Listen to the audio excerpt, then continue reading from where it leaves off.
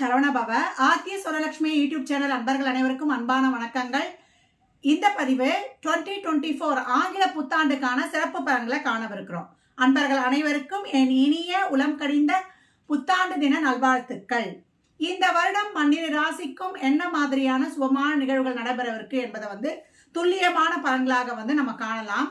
இந்த பலன்களை யார் நிர்ணயிக்கிறாங்க அப்படின்னு பார்க்கும்போது ஒரு 4 பேர் இருக்காங்க. எப்படி சைவ சமயத்துக்கு ஒரு 4 பேரோ, அதே போல இந்த பலன்களை நிர்ணயிப்பதற்கு ஒரு 4 பேர் இருக்கிறாங்க. அவங்க தான் கர்ம கிரகங்கள்னு சொல்றோம். இப்ப ஏற்கனவே டிரான்சிட்ல ராகு கேது, அதே போல சனீஸ்வர பகவான் பயிற்சி ஆயிட்டாரு. குரு எப்போ வருஷத்துக்கு ஒரு தடவை பயிற்சி ஆயிட போறாரு. இவங்கெல்லாம் என்ன சொல்றாங்க, இந்த 12 ராசிக்கும் எப்படி நம்ம இந்த கோச்சார பலன்களை வைத்து நம்ம சிறப்பாக திட்டமிட்டு வாழ்நாளை வளமாக்கி கொள்ளலாம் என்பதை தான் இந்த பதிவுகளில் காணவிருக்கிறோம். இந்த பதிவுகளில் நீங்க செய்யக்கூடிய இறை வழிபாடுகள், பரிகாரங்கள் இவற்றையெல்லாம் பின்பற்றி நடக்கவிருக்கும் பலன்களை ரெட்டிப்பாக்கி கொள்ளலாம். மிதுன ராசி மிதுன லக்னத்திற்கான பலன்களை காணவிருக்கிறோம். 2024 எப்படி சிறப்பாக செயல்பட போகுது அப்படின்னு பார்க்கும்பொழுது மிதுனம் மிளிரும் அப்படின்னு சொல்லலாம். ஏன்னா இப்போ அவங்களுக்கு ஒளிமயமான எதிர்காலம். இதுவரைக்கும் அஷ்டம சனியின் பிடியில் இருந்தவர்களுக்கு 2 கையோ 2 காலையும் கட்டி ஒரு கடலை தூக்கி போட்டா எப்படி இருந்திருக்கும், அந்த மாதிரி இருந்தவர்கள் மிதுன ராசி லக்னக்கார அன்பர்கள் அப்படின்னு சொல்லலாம். இந்த காலகட்டம் சனீஸ்வர பகவான் பாக்கிய சனியாக அமர்ந்து பாக்கியங்களை தருவதற்கு காத்து கொண்டிருக்கிறார். 10ல் ராகு பலவித தொழில்களை செய்வதற்காக அவரும் ரெடி ஆயிட்டாரு.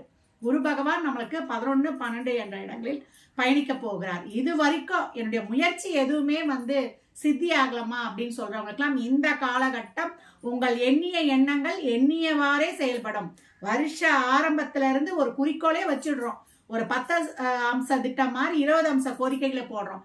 என்னென்ன கோரிக்கைகளை வைக்கிறீங்களோ எல்லா கோரிக்கைகளையும் கோரிக்கையோடு மட்டும் இல்லாமல் அதை செயல்படுத்தி காரிய வெற்றியையும் காணக்கூடியவர்கள் மிதுன ராசி லக்னக்கார அன்பர்கள். ஏன்னா இது வரைக்கும் நமக்கு யாராவது உதவி செய்வார்களா என்ற நிலை எண்ணி 10 பேரை நான் பார்த்துக்க கூடிய அளவுக்கு எனக்கு சூழலும் தன்னம்பிக்கையும் தைரியமும் இருக்கு அப்படின்னு சொல்லக்கூடிய ஒரு அமைப்பு இப்பொழுது மிதுன ராசி லக்னக்காரர்களுக்கு அப்படின்னு சொல்லலாம்.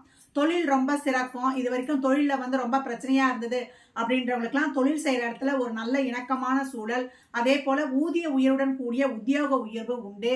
வெளிநாட்டு வேலை வாய்ப்பு, அதில் இருந்த தடங்கள் சிக்கல்கள் இதெல்லாம் நீங்கி இந்த காலகட்டம் உங்களுக்கு அந்த கம்பெனிகள்ல இருந்து ஒரு நல்ல ஒரு செய்திகள் வருவது, வெளிநாட்டு செய்திகள் உங்களுக்கு சிறப்பாக கிடைக்க பெறுவது, பாஸ்போர்ட் விசா இதுல இருக்க சிக்கல்கள்லாம் நீங்க கிடைப்பது, அங்கேயே ஒரு குடியுரிமை கிடைக்க பெறுவது, இதெல்லாம் ரொம்ப அருமையாகவே இருக்கும். மாணவர்களுக்கு படிப்புல அந்த அளவுக்கு ஆர்வமும் திறமையும் இருக்கும். இது வரைக்கும் படிப்புல ஒரு நல்ல நிலையில இல்ல, மார்க்கெல்லாம் ரொம்ப கம்மி, படிச்சா கூட என்னால போய் எக்ஸாம் எழுத முடியல அப்படின்னு வருத்தப்பட்டு கொண்டிருந்தவர்களுக்கெல்லாம் இந்த காலகட்டம் நல்ல ஒரு மதிப்பெண்கள் பெற்று அவங்க என்ன ஒரு தொழில் கல்வியா இல்ல ஒரு மருத்துவ கல்வியா இல்ல ஒரு அரசு துறை சம்பந்தப்பட்ட தேர்வா அப்படின்னு அவங்க போகக்கூடிய பாதையில சிறப்பாக பயணிக்கக்கூடிய காலகட்டம் சொல்லலாம். காதல் நல்லா கைகூடும். ஒரு படி மேலே போய் திருமணம் என்ற பந்தத்தில் இணையக்கூடிய வாய்ப்பு. இது வரைக்கும் கணவன் மனைவி பிரச்சனை இருந்ததுன்னா ஒரு சிலர் மியூச்சுவல் அண்டர்ஸ்டாண்டிங்ல பிரிஞ்சிடுறது, இல்ல தசாபுதிகள்லாம் சிறப்பா இருக்குதுன்னும் போது கூடக்கூடிய அமைப்பு, இதெல்லாம் ரொம்ப சிறப்பாகவே இருக்கும். இது வரைக்கும் உங்களை வெறுத்து இருந்த உறவுகள்லாம் இந்த காலகட்டம் அவன் நல்லவன் தான்ப்பா, நம்ம தான் அவனை புரிஞ்சிக்கல அப்படின்னு சொல்லக்கூடிய ஒரு சூழல். கடன் இருந்தா கடன் அடைவது, உடல்நிலையில ஒரு நல்ல முன்னேற்றம் இருப்பது, இதற்கெல்லாம் மிதுன ராசிக்கு ரொம்ப அருமையான காலம்னு சொல்லலாம். ஆடை ஆபரணம் அத்தியாவசிய பொருள் சேர்க்கை இதெல்லாம் ரொம்ப சிறப்பு. இவ்வளவு இருந்தாலுமே கூட வயதில் மூத்தவங்கெல்லாம் ஒரு உடல்நிலையில ரொம்ப கவனமாக இருக்கணும். தசாபுதி சிறப்பு இல்லைன்னா கூட கொஞ்சம் உடல்நிலையில கொஞ்சம் கூடுதல் கவனம் எடுத்துக்கணும். ஏன்னா சனியுடைய 10ஆம் பார்வை நமக்கு 6ஆம் இடத்துக்கு விழும். அப்ப ஒரு கடன் சார்ந்த விஷயங்கள்ல இது தசாபுதி சிறப்பு இல்லாதவர்களுக்கு, அதே போல ஒரு உடல் ஆரோக்கியத்துல வண்டி வாகனங்கள்ல செல்லும் பொழுது இதெல்லாம் கொஞ்சம் கவனம் தேவை. இதே போல நம்ம ஒரு ட்ரெக்கிங் போறோம், ஒரு நீர் பிரயாணங்கள் போறோன்னும் போது கவனம் மட்டும் கொஞ்சம் எடுத்துக்கொள்ளணும். மற்றபடி மிதுன ராசிக்கு இந்த காலகட்டம் தொட்டது தொடங்கும் பொற்காலமான ஆண்டுன்னு சொல்லலாம். 12 மாசமும் இங்க பிரேக்கு அங்க பிரேக்கு நோ பிரேக்கு, நல்ல ஸ்பீடா பைபாஸ்ல போற மாதிரி இந்த காலகட்டம் உங்களுடைய திட்டங்கள் செயல்பாடுகள் எல்லாமே சிறப்பாகவே இருக்கும். உங்களுக்கே ஒரு தன்னம்பிக்கை தைரியம் நான் ஆரம்பத்திலேயே சொல்லிட்டேன். நல்லா திட்டத்தை போடுங்க, வியூகம் அமைங்க, நாளைக்குன்னு மட்டும் நாள் கடத்தாதீங்க, உங்க செயல்களை நீங்களே செய்யுங்க. மற்றவர்கிட்ட வந்து செஞ்சிருவாங்கன்ட்டு நீங்கள் அந்த பொறுப்பை ஒப்படைச்சிடக்கூடாது. மிதுனம் இந்த காலகட்டம் தனித்தன்மையுடன் சிறப்பான பொலிவுடன் மிளிரும் அப்படின்னு சொன்னால் மிகையே கிடையாது. இந்த பலன்கள்லாம் கோள்களின் கோச்சார நகர்வை வைத்து சொல்லப்பட்டிருக்கு. உங்க சுய ஜாதகத்துல இப்ப என்ன தசா புத்தி நடக்குது, அது எதற்காக உங்களுக்கு ஊக்கப்படுத்துது, அது திருமணம், குழந்தை பாக்கியத்திற்கா இல்ல பொருளாதார முன்னேற்றத்திற்கா என்பதெல்லாம் உங்க சுய ஜாதகத்தை நம்ம வந்து ஆய்வு செய்வதன் மூலம் மட்டும்தான் நம்ம தெரிந்து கொள்ள முடியும். மிதுன ராசிக்கு இந்த காலகட்டம் நாளில் இருக்கக்கூடிய கேது என்ன பண்ணுவாருன்னா, ஒரு லோன்லையாவது ஒரு நிரந்தர சொத்து, ஒரு வீடு இதெல்லாம் அமைத்து கொடுப்பது, வீட்டுக்கான ஒரு புனரமைப்பு பணி, குழந்தை பாக்கியம், இது வரைக்கும் உடல்நிலையில் ஒரு சுகக்குறைவு இருந்ததுக்கெல்லாம் வேறு ட்ரீட்மெண்ட் மூலம், ஒரு சித்தா ஆயுர்வேதத்தின் மூலம் ஒரு நல்ல ஒரு மாற்றங்கள் கிடைப்பது, இதெல்லாம் தசாபதி சிறப்பாக இருக்கும்போது இன்னும் கூடுதல் படங்களாகவே இப்போ ஒரு மேஷ லக்னம், ரிஷப லக்னம், ஒரு துலா லக்னம், ஒரு மகர லக்னம் இப்போ இந்த மாதிரி இருக்குது அப்படின்றவங்களுக்குலாம் இந்த பலன்கள்லாம் கொஞ்சம் இன்னும் ஜரூராகவே நடக்கக்கூடிய வாய்ப்பு இருக்கும் அப்படின்னு வந்து சொல்லலாம்.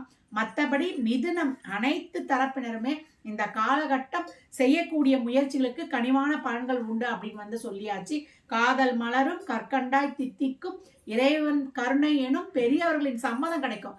என்னைக்குமே வந்து இந்த விருப்பப்பட்ட திருமணம் பண்றவங்களாம், அதுவும் மிதுன ராசிக்கு திருமணம் சார்ந்த ஒரு பிரச்சனை இருக்கும். ஏன்னா 7ஆம் இடமே அது ஃபர்ஸ்ட் மாரகஸ்தானம் தான். அதனால விருப்ப திருமணம் பண்றவங்கலாம் பெற்றோருடைய சம்மதம் வாங்கறதுக்காக காத்திருந்து அதை வாங்கிய பின்பு பண்ணுவது தான் ரொம்ப சிறப்பு. இனம், மதம், மொழி தாண்டி திருமணம் நம்மளுக்கு காதல்லாம் உருவாகும். ஏன்னா எப்பயுமே வந்து தோஷம் இருக்கும்போது தான் இந்த மாதிரி அமைப்புகள்லாம் உருவாகும். பெற்றோர்களும் இதை புரிந்து கொள்ளுங்க.